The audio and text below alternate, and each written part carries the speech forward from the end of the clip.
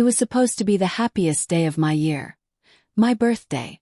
I'd baked a little cake the night before, a habit I kept even after arthritis made kneading dough a slow process. I even ironed the only good blouse I had left, the one with tiny embroidered daisies. I was hopeful. My son Daniel had promised he'd pick me up at 10 a.m. sharp. Said he had something special planned. After all these years, I still believed him. Still held on to the mother's hope that maybe, just maybe, he remembered who I used to be. Who I still am. When the doorbell rang that morning, my heart jumped. I shuffled to the door with a smile, expecting balloons, maybe even my 2 grandkids holding handmade cards. But it wasn't a celebration waiting for me outside. It was Daniel, looking tired, impatient, and behind him a cab idling at the curb. "Mom," he said, avoiding my eyes. "We need to talk. Just grab your things, okay?" And blinked. "Where are we going?" He sighed, ran a hand through his hair. "There's a place. It's nice, quiet. You'll be taken care of." I can't keep doing this." My heart sank. It wasn't a celebration. It was a drop-off. I should have said something, anything. But my throat closed up and my hands trembled. Daniel didn't even step inside. He just held out the cab door, told me I'd be comfortable, told me he'd visit when he could. My birthday cake sat untouched on the kitchen counter. I looked back at it once before stepping into that cab, the candles still in their little box on the table. The nursing home was beige. Everything smelled faintly of bleach and canned peaches.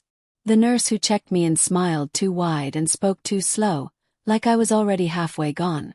They gave me a small room with a window facing a brick wall and a twin bed with a plastic mattress cover that crackled every time I moved. No one asked me what I wanted. No one asked me if I was okay. Cried that night. I tried not to, but the tears came anyway. Quiet, hot tears that soaked the pillow. I wasn't crying because of the room or the food or the scratchy bedsheets. I was crying because my own son had left me, on my birthday. Left me in a place full of forgotten people and empty stairs. The first few days were a blur. Meals came and went. People shuffled down hallways. Some didn't speak at all, just stared out the windows like they were waiting for something, or someone. I spent most of the time sitting by the window, watching the light shift on the bricks outside. Occasionally, the other residents would talk. Mostly about aches and memories that didn't quite line up. But I kept to myself. Felt hollow. Not angry, just invisible. Then came that Friday. It was bingo day. I never cared much for it, but I went because the nurse said it might lift my spirits. Everyone got a little card and a marker.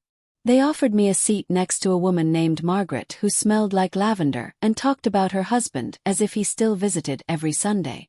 Halfway through the game, the activities director stood up and said, "Okay, folks, time for our little raffle.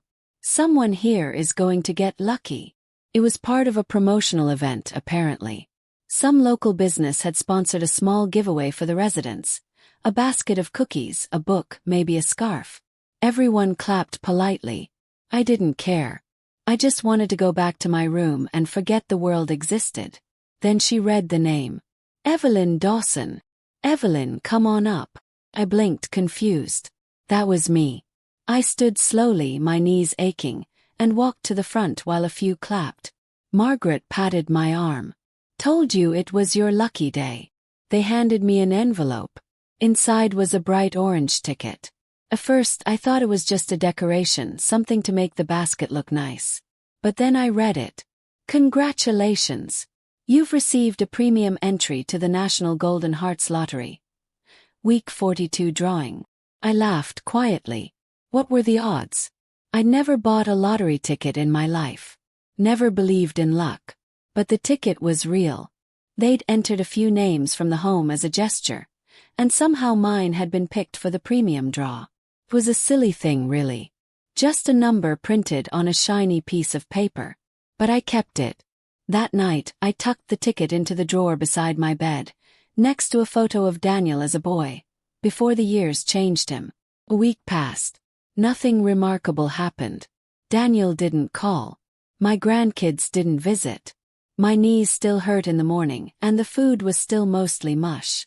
Then came Thursday morning. The director knocked on my door, her face flushed and eyes wide. "Evelyn," she said, trying to catch her breath, "you might want to come down to the office. There's something you need to hear." I followed her, confused. When I entered the office, two men in suits were standing there, holding a folder. One smiled and extended his hand. "Mrs. Dawson," he said, "I'm from Golden Hearts Lottery. You may want to sit down." My knees gave in before the chair did. He opened the folder. "Your ticket, your premium entry, was the winning number. You've won $25 million. I stared at him, sure he had the wrong person. 25 million. Me. The entire room seemed to tilt. That afternoon, reporters called. Lawyers visited. The staff treated me like royalty. Suddenly, I wasn't invisible anymore. Everyone wanted to talk to me. Everyone wanted to know how I felt. But all I could think about was Daniel. He hadn't called. He didn't know yet. And I didn't know what I was going to do when he did. Because now, the power was mine. And I had a choice to make. Should I forgive the son who left me behind? Or should I show him what it feels like to be forgotten? The door to my past was wide open. But so was the one to my future. And the next knock on my door might change everything. The news of my lottery win spread through the nursing home like wildfire. By lunchtime, the entire building was buzzing. Residents who had never said a word to me before suddenly wanted to sit next to me in the dining hall. Nurses who once forgot to bring my medication on time were now offering me extra pillows, checking in with smiles that seemed too polished. Everyone was suddenly so kind, so interested. Should have made me feel special. But it didn't. Made me feel watched. That night, I sat on the edge of my bed, staring at the same ticket that had brought the world to my door. $25 million. It didn't even sound real. Just days ago I had been forgotten. Left in a place where time moved slowly and birthdays didn't matter. Now I was being told I could buy anything, go anywhere, do whatever I wanted. But the only thing I could think about was Daniel. He still hadn't called. Even after the lottery company released my name on their website. Even after the local news ran a small story about the lucky senior from Maple Grove Care Center. My own son didn't pick up the phone. I remembered the last real conversation we had before the nursing home. We were in his kitchen. He was busy with something on his laptop while I sat at the table, asking about the kids. He barely looked up. Told me Emma had a piano recital sometime soon, and Josh was doing fine. He never asked how I was managing. Never asked if I needed groceries or if the leak in my ceiling was still dripping. I used to tell myself he was just busy. A single dad trying to hold it all together. But deep down I knew better. Something had changed between us over the years. It wasn't sudden. It was slow, like watching paint peel off a wall. One day you wake up and realize the color's gone. I tried to sleep, but my mind kept circling back to him. Did he really believe I was a burden? Did he think putting me here was doing me a favor? Or was it just easier, out of sight, out of mind? The next morning I got a letter. It was slid under my door. No return address. Just my name in neat, unfamiliar handwriting. Inside was a simple note. Not everyone is happy for you. Be careful who you trust. My hands shook as I read it again. I looked around the hallway, but it was empty. My first thought was Daniel, had he sent it? But the writing didn't look like his. He was always in a rush, always scribbling. This was different, almost careful. I kept the note and didn't tell anyone. The excitement in the building had started to turn. There were stares now. Quiet whispers that stopped when I walked into a room. One woman, Beverly, who used to sit near me during craft time, suddenly avoided eye contact. Another man, Henry, made a snide remark in the hall. Something about how some folks get rich while others can't afford pudding. Didn't feel like jealousy. Felt like tension. Like something was about to snap. A representative from the lottery company came to visit me that afternoon. Her name was Carla. She wore a navy suit and smiled with her lips, not her eyes. We'll need to discuss how you'd like to receive the funds, she said, tapping her tablet. Lump sum or installments? Tax implications? Legal counsel? Privacy options? Security considerations? I barely understood half of it. All I could think about was the way she kept glancing around the room like she was looking for someone, or listening for something. When I mentioned the note I received, she paused. Do you still have it? She asked, voice low. I nodded and handed it to her. She read it once, twice, then folded it and placed it in her bag. Probably someone trying to scare you, she said. It happens sometimes with high-profile winners. You'll get weird messages, calls. We can help set up a new phone, arrange a more private location if you'd like to relocate. Relocate. That word sat heavy in my chest. I hadn't even left this building since the day Daniel brought me here. Now someone was asking if I wanted to disappear. Can I think about it? Yes. Of course, Carla said, standing. But I wouldn't wait too long. The world moves fast once money's involved. After she left, I sat quietly, trying to piece together what was happening. I should have been celebrating, planning trips, reconnecting with friends I'd lost touch with. But instead I felt more alone than ever. Later that evening I received my first phone call. It wasn't Daniel. It was a blocked number. The voice on the other end was a man, calm, slow, and unfamiliar. Miss Dawson, he said. Congratulations. But be careful. Money has a way of dragging the past to the surface. Then he hung up. I stood there, holding the receiver, the dial tone humming in my ear. The past. I hadn't thought about the past in a long time. Not really. But those words brought memories rushing back. Things I hadn't revisited in decades. Name. A decision. A secret I had buried so deep I almost convinced myself it never existed. Suddenly, I didn't feel like a lucky winner. I felt like someone being watched. That night, I pulled out an old photo album I kept at the bottom of my drawer. It was fraying at the edges, the leather cover cracked from age. I flipped through the pages slowly. My wedding photo. Daniel as a baby. My late husband's laugh frozen in pictures I could barely bring myself to touch. And then I saw it. A photo I hadn't looked at in years. One I always skipped over. It was from the summer of 1985. A group of us at the lake house. Me, my sister, and someone else. Thomas. The man I once loved before I met my husband. The man who disappeared without saying goodbye. The man whose last words to me were, "One day you'll see what you left behind." Couldn't be connected. Could it? My hands were cold as I closed the album and slid it back into the drawer. I didn't want to believe it. Didn't want to go digging through old wounds. But something told me this wasn't just about a lottery win. This was about something much older, much deeper. And I was starting to wonder. If winning that money hadn't just changed my future, maybe it had awakened my past. The next few days passed in a haze of soft footsteps, side glances, and too many questions with no answers. I still hadn't told anyone about the phone call or the photo of Thomas. Something in my gut told me to wait, to watch. The air in the nursing home had changed. Conversations felt forced. Laughter had an edge to it. Even the staff seemed different. More cautious, more polite, but also more distant. I could feel the weight of my lottery win pressing into every corner of this place. I started noticing things. My room was being cleaned twice a day instead of once. My mail, which usually arrived quietly at the front desk, was now being handed to me directly by the manager.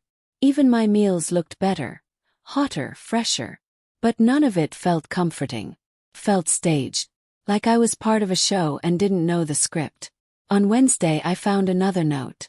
This one was slipped into my cardigan pocket while I was dozing off during movie hour in the common room. It said, "The money is not what you think.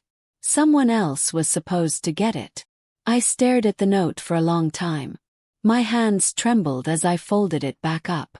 I hadn't told a soul about the first one. And now there was a second. Was someone here watching me? Or worse, was someone close to me involved in something I didn't understand?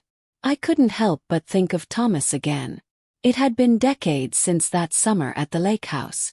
We were young, reckless, in love. He had dreams of starting a business, of building a life far from the small town where we'd grown up. But then he vanished. No letters, no calls, not even a rumor. I married 2 years later and never looked back. At least that's what I told myself. But now, his name echoed in my mind like a warning. At dinner that night, Margaret leaned over and whispered, "You haven't asked about your son." I looked at her, startled. "What do you mean?" She sipped her tea, eyes fixed on her cup. "He came by 2 days ago. Spoke to the manager. Didn't come to see you." Cold shiver slid down my spine. Why wouldn't Daniel come see me? Why would he show up, talk to staff, and leave without even knocking on my door? My chest tightened. Maybe he needed something. Maybe he knew. Or maybe he was part of it. That night, I called Daniel's number again. Straight to voicemail. His voice was still the same on the recording. Distracted, short. I left a message. "Daniel, heard you came by. Please call me. We need to talk." No call came. 2 days later, I got a visit from a lawyer. He introduced himself as Richard Hale, with a polite smile and a briefcase that looked older than I was. "I'm representing a client who wishes to remain anonymous," he said, taking a seat across from me in the lounge. "They believe they are the rightful winner of the lottery ticket currently in your possession." My mouth went dry. "What?" He nodded. "It seems there was a mix-up in the donation process. The ticket may have been intended for another resident. We're looking into the details, of course. But my client would like to resolve the matter quietly, without media attention." I stared at him, stunned. "So they think I stole it?" "Not necessarily," he said smoothly. "Just that perhaps it was misdirected." My thoughts raced. Was that what the notes meant? That someone else believed the ticket should have been theirs? That I was living on borrowed luck? I asked for a copy of the claim. He said it would be sent through proper channels. Then he stood, shook my hand like we were parting after a friendly lunch, and disappeared down the hall with the same quiet he came in with. I didn't sleep that night. My mind kept spinning. Who could it be? Henry. He was always grumbling about how things weren't fair. Or maybe Beverly. She kept to herself, but her husband used to be in law enforcement. She might know how to pull strings. Or maybe Margaret. I started watching everyone. Listening. Sitting in the common room longer than I needed to. Pretending to doze while keeping my ears open. I noticed little things. Margaret had stopped knitting, and her hands shook more than usual. Henry had a visitor who never signed in. A woman in dark glasses and a clipboard. I asked the front desk who she was, but they just said, outside caseworker. No further details. And then, something even stranger happened. Carla, the lottery representative, came back. But this time she didn't come alone. She brought another man, someone in a black suit who didn't give his name. They asked to speak to me in private. "There's a possibility," Carla said carefully, "that this lottery win has attracted the wrong kind of attention." "What kind of attention?" I asked. The man in the suit finally spoke. "There's an ongoing investigation into fraudulent activity tied to previous winners. Some believe certain organizations are planting tickets, then reclaiming the money through threats or manipulation." My blood turned to ice. "You think I'm part of that?" I asked, shocked. "No," Carla said quickly. "But you may be a target." They offered to relocate me. Said I could choose a facility anywhere in the country. Or better, get private care in a home of my choosing. They'd arrange the lawyers, the bank transfers, the security. But something in my heart held me back. If I left now, I'd never know the truth. I'd never find out who had sent the notes, who had claimed the ticket, who had whispered that the money wasn't meant for me. And most of all, I'd never know what Daniel was really doing here. And why he left without saying a word. So I told them I needed time. Just a little more time. That night, I sat by my window, staring at the brick wall, the shadows shifting in the corners of the room. I wasn't just an old woman with a lucky ticket anymore. I was in the middle of something much bigger. And I was starting to realize. The lottery wasn't the beginning of my luck. It might have been the beginning of a storm. The next morning, I woke to find my door slightly ajar. I always locked it at night. Always. My heart skipped as I slowly got out of bed and checked the hallway. No one was there. But something had changed. A chill ran through the room like someone had just left. I checked my drawer where I kept the lottery ticket, now stored inside a small envelope taped behind the photo album. Still there. But the album had been moved. Subtly, almost as if someone didn't want me to notice. My hands were shaking as I retaped the envelope. That was the moment I realized. I couldn't stay here much longer. But I also couldn't leave. Not until I understood what was really happening. This wasn't just about a winning ticket. It was about people. Secrets. Something tangled up in the past and somehow. Someone didn't want me to remember. Later that day, I noticed Daniel's car in the parking lot. I hadn't seen it in years, but I'd recognize the dented side panel anywhere. I rushed to the front desk, but the receptionist looked confused when I asked. "He signed in," she said, flipping the book. "But he hasn't come in yet. Maybe he's still out front." I hurried outside, heart pounding. But the car was gone. Just a few tire marks on the wet pavement, and a half-burned cigarette still smoking near the curb. He was here, and he left again without coming in. Why? Was he watching me? Was he afraid? Back inside I found a third note. This time it was under my pillow. "The man in the photo isn't who you think. He never left. He changed his name." I dropped the note. The man in the photo. Miss. I passed. What did that mean? I stared at the message for what felt like hours, piecing together fragments. He changed his name. Could he be here? Nearby. I went back to the photo album and studied the picture again. Younger eyes, a leaner frame, but... Could it be? Could he be someone in this very building? Suddenly, a terrifying thought struck me. Henry. Deep voice. The glances. The strange woman who visited but never signed in. I pulled out an old envelope I'd kept from years ago. Thomas's last birthday card to me before he vanished.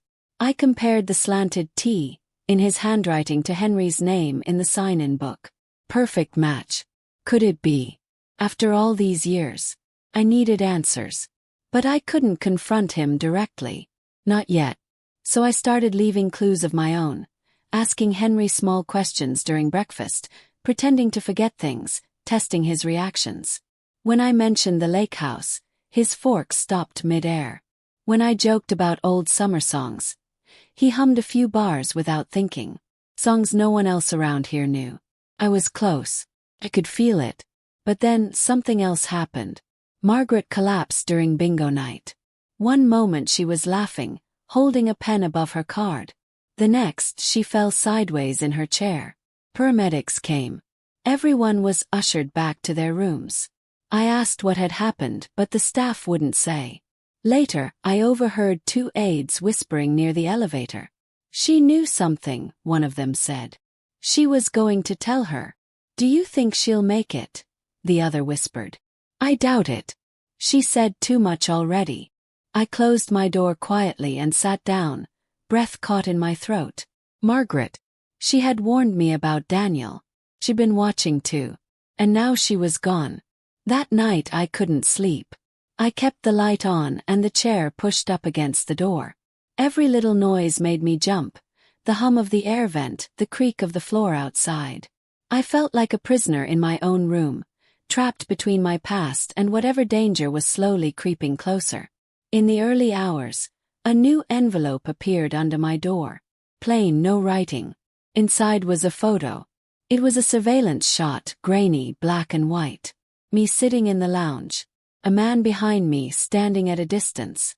"Henry." I flipped it over. On the back, a message. "He's not working alone. Someone on staff is helping him. Get out before it's too late." The walls felt like they were closing in. I didn't know who I could trust. The nurses. The manager. Carla. Even Daniel. Why had he come and gone without a word? Why wouldn't he face me? I tried calling him again, this time from the front desk phone. No answer. I left another message, my voice trembling. Please, Daniel. If you know something, if you're involved, just tell me. I need to hear it from you. Before it's too late. As I walked back to my room, I passed Henry in the hallway. He smiled at me, slow and cold. And for the first time I smiled back. Not because I was calm, but because I finally understood something. This wasn't just about the money. This was about revenge, regret, maybe even unfinished promises. And someone was willing to hurt people to keep it buried. I went back to my room, closed the door, and pulled out my suitcase. If I was going to run, it had to be now. But I needed to know what I was running from. Or who I was running toward. Because deep down, I had a feeling this wouldn't end until I uncovered the truth. And when I did, there would be no going back.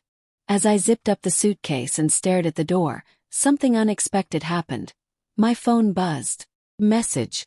From an unknown number. If you leave now, you'll never know why he did it. Froze. I hadn't told anyone I was planning to leave. I hadn't messaged Daniel again.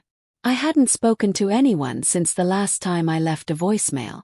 But somehow someone knew. Knew I was ready to walk away. Or maybe, they were already in the room. I looked around slowly, heart pounding. The ceiling vent. The smoke detector with a blinking red light. Had someone put a camera in here? Had I been watched this whole time? Cold realization hit me. The notes, photos, the warnings.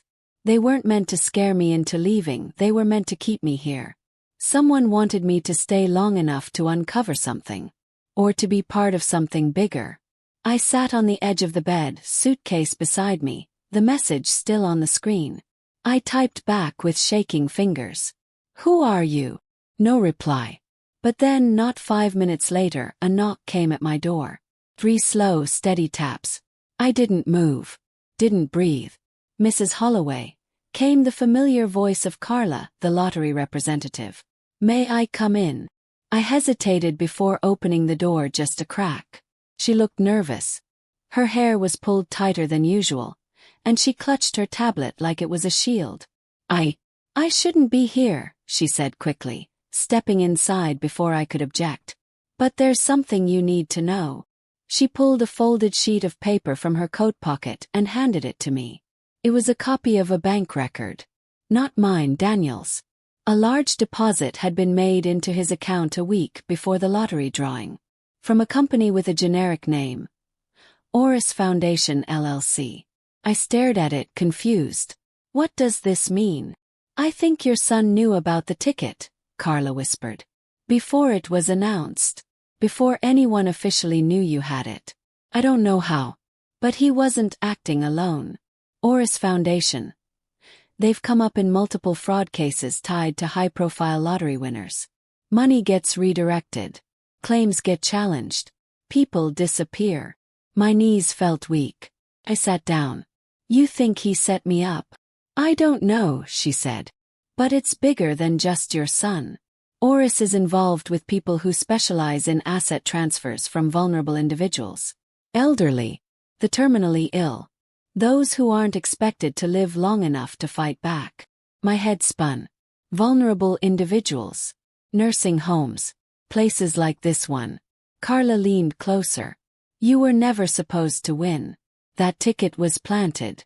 But something went wrong. You weren't on their list. My heart sank.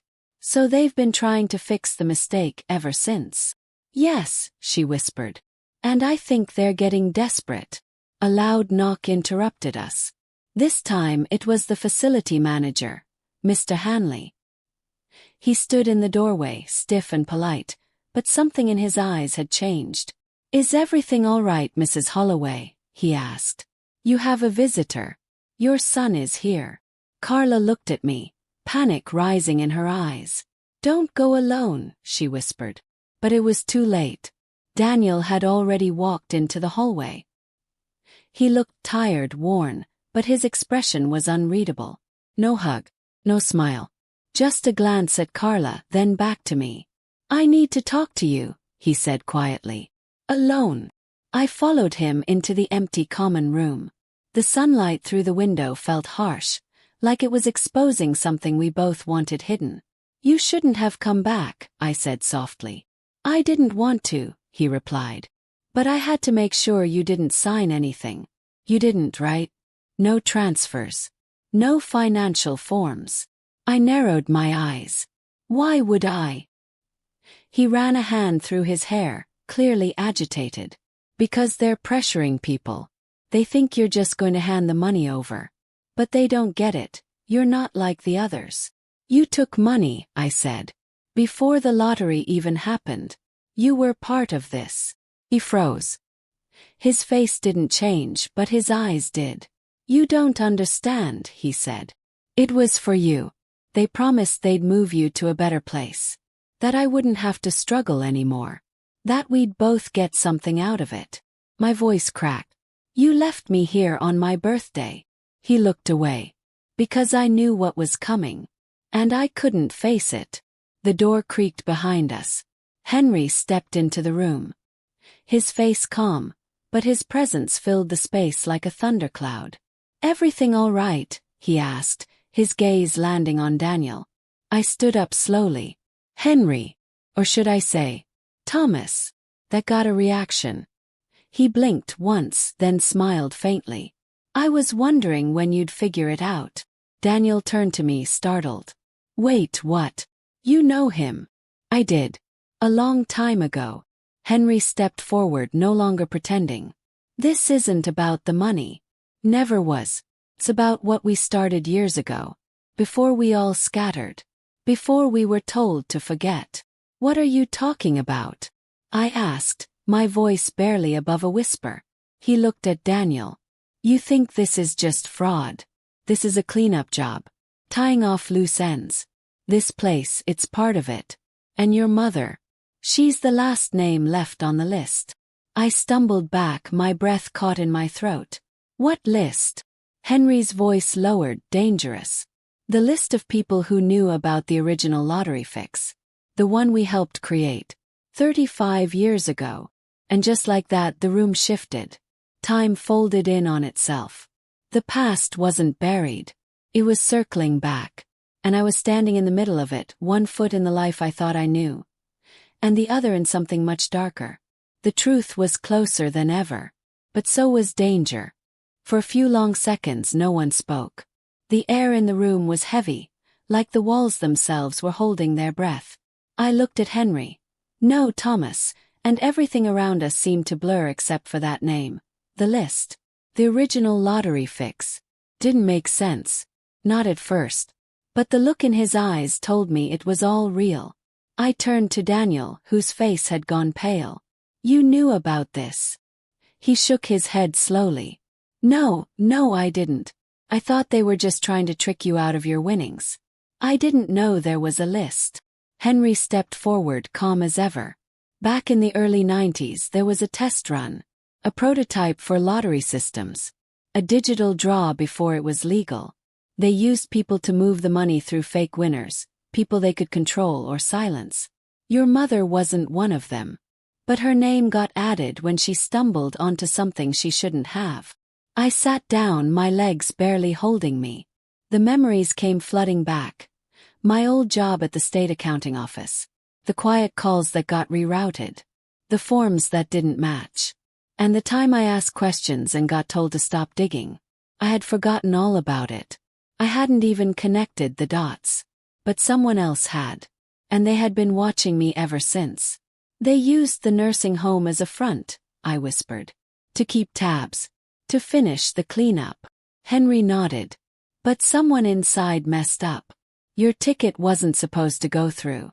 The system flagged it, but it slipped past because the old algorithm. It still recognized your name. Thought it was part of the original code. The money landed in your lap by accident. And now they want it back," I muttered. "It's not just about the money anymore," he said. "It's about erasing what's left of that first trial. You're the last person alive who could talk." Daniel finally found his voice. "So what do we do?" I looked between the two of them. A son who betrayed me, and a man I once trusted who had become a stranger. But I wasn't afraid anymore.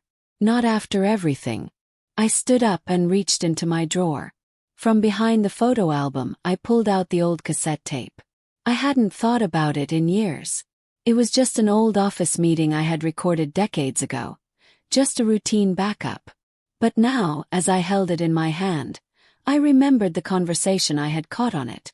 A supervisor joking about planting a winning ticket to boost public trust. Names were dropped. Laughs shared. I handed it to Henry. "This is what they've been trying to cover up, isn't it?" He looked stunned. "You kept it." I forgot I even had it. It was buried under years of birthdays and baby pictures. I paused, letting the weight of it settle. "But it's still intact." Daniel stepped forward. "We could go public with it." "No," I said firmly. "That's exactly what they expect. They'll silence us before the truth ever reaches the surface. We have to be smarter." We spent the next few hours making a plan. Carla came back, and when I explained everything, she agreed to help. She had contacts, people who were already investigating Oris Foundation, quietly, carefully. People who had been collecting files, but had been missing one final piece of evidence. Tape. Carla arranged a secure transfer through someone she trusted. The next morning she left with a cassette, and within 48 hours I received word. It was safe, locked in a vault. And the investigation had begun. But just when I thought we were in the clear, one final twist knocked the wind out of me. Daniel came to my room, face drawn, holding an envelope. "I found this in my glove compartment," he said, handing it over. "It was sealed and marked with your name. But I didn't put it there." I opened it carefully. Inside was a photograph. Me and Thomas at the lake house. But this time, something new had been added. An outline drawn around a man in the background. A man in a suit. I didn't recognize him at first. But then I flipped the photo over. Written on the back was a single line. "Not everyone from the list is dead." My mouth went dry. I looked up at Daniel. "This isn't over." He nodded. "No. But it's your move now." And suddenly I realized something. This whole time I thought I was the one being hunted. But maybe, just maybe, I was the one holding the last piece of a puzzle they couldn't afford to leave unsolved. And they had no idea what I was capable of. The envelope sat open on my lap, and the photo inside felt heavier than it should. That man in the background, his face still clear despite the years, stirred something in me. I didn't know his name, but I remembered the feeling. The way he had looked at us that day by the lake house, like he wasn't just passing through. Like he was watching. Daniel sat beside me in silence. The tension between us had shifted. There was no apology strong enough to undo what he'd done, leaving me at that nursing home on my birthday. But in the quiet moments that followed everything we'd been through, I could tell he carried the weight of it now. Regret had found a permanent place in his eyes. We didn't talk about forgiveness. Not yet. But we talked. And for a mother who thought she'd lost her son completely, that was something. Over the next few days I stayed put at the nursing home, though I kept my bag packed. Just in case. Carla kept updating me from a distance. The tape had caused a stir among certain people in high places. Quiet arrests were happening. Files that had been sealed were now under review. Oris Foundation's web was being unraveled thread by thread, and it turned out they were involved in more than just lottery tampering. There were links to elder financial abuse, nursing home scams, and illegal data mining from healthcare records. And then, just when I thought things couldn't stretch any wider, I got a call from an unfamiliar voice. "Mrs. Holloway." "Yes. My name is Janet Price. I'm an investigative journalist. I've been working on Oris Foundation for 3 years. You're the first person to ever make it this far. I think your story could change everything." I didn't answer right away. There was a time when I would have jumped at the chance to expose the truth. But now I wasn't sure. Because telling the story would mean reliving it all, and it would also mean putting Daniel in the spotlight, dragging up his betrayal in public view. But then again, maybe that was the final lesson in all of this. That healing, real healing, doesn't happen in the shadows. "I'll meet you," I said. But on one condition. This isn't just my story. It's also about how families fall apart. And maybe how they find their way back. Janet agreed. We met in a quiet cafe outside the city. I shared what I knew, handed over copies of documents, and told her the truth. Not just the conspiracy parts but the human parts. The disappointment. The loneliness. The birthday I spent alone, feeling like I didn't matter. And the strange, miraculous twist of fate that put the winning lottery ticket in my lap right after. She listened. She took notes. And when she finally published the story 2 months later, it wasn't just a takedown of a corrupt foundation. It was a reflection. Story about resilience. About how something meant to break me instead became the thing that put my life back together. By then I'd moved out of the nursing home. Not because I ran but because I chose to. Daniel helped me settle into a small cottage just outside town. It wasn't fancy but it was peaceful. I had a garden again. And for the first time in years, I had morning coffee with someone who wasn't just checking off their shift, but checking in because they cared. He visited often. Sometimes awkwardly. Sometimes with stories about his job, his new therapist, or just memories from when he was a boy. We didn't pretend everything was okay but we kept showing up. And slowly, the cracks between us stopped feeling sharp and started looking like space where something new could grow. One sunny afternoon, while we were planting tomatoes in the back, Daniel paused and looked at me. "I used to think you were just strong because you had to be," he said. "But now I know. You were strong even when no one was watching." I smiled, wiping my hands on my apron. Being a mother does that to you. Whether you're thanked for it or not. We didn't need to say more. That was enough. A few weeks later, I received a letter in the mail. No return address. Inside was just a single sheet of paper. One sentence typed. "The man in the photo is still alive. And he knows you remember." I folded the letter carefully and placed it in the drawer beside my bed. I didn't panic. Not this time. Because for the first time in a long while, I wasn't afraid. The past had come knocking before, and I had faced it head-on. If it ever came again, I would be ready. Because the truth is, this wasn't just a story about a woman abandoned on her birthday. Or about a lottery win that changed her life. It was about what happens after the worst moment. When everything you thought was solid crumbles. How do you rebuild? Sometimes with pain. Sometimes with people you never thought you'd trust again. And sometimes with a single moment of luck that turns out to be something bigger than chance. In the end, I didn't just win the lottery. I won something harder to measure. Second chance. A voice I'd forgotten I had. And maybe, just maybe, I helped shine a light in the dark corners where others are still waiting to be heard. As I sat on my porch one quiet evening, a soft breeze rustling through the trees, I thought about everything that had happened. The secrets, the betrayals, the twists and turns I never saw coming. And then I thought about my son, sitting next to me sipping tea, talking about planting sunflowers next week. And I realized this was the real prize. Not the money, not the headlines, but the simple, fragile, beautiful chance to begin again.